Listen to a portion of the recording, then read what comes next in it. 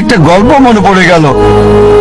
একসময় একজন ফেরেশতা এসে এক লোককে বলল, আমি তোমার উপর খুশি, তুমি যা চাইবে আমি তোমাকে তাই দেব, তবে একটা শর্ত, যা তুমি চাইবে আমি তোমাকে সব দেব, তবে তোমার প্রতিবেশীকে দেব তার দ্বিগুণ।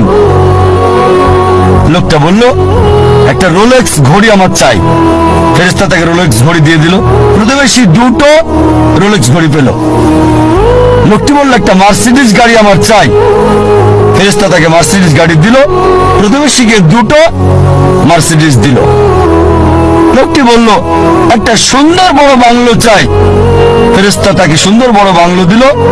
তার প্রতিবেশীকে দেওয়া হলো দুটো সুন্দর বড় বাংলো। লোকটি পরে বলল, দয়া করে আমার শেষ ইচ্ছাটা তুমি পূরণ করে দাও। কি সেটা?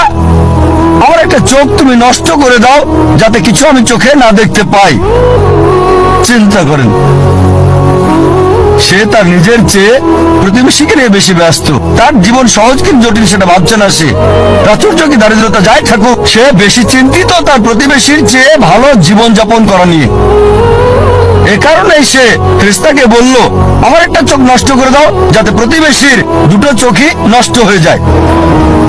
এভাবে আমরা প্রতিবেশী কেন্দ্রিক। নিজে সুখী কিনা ভাবছে না, দেখতে পারবে কিনা সেটা ব্যাপার না।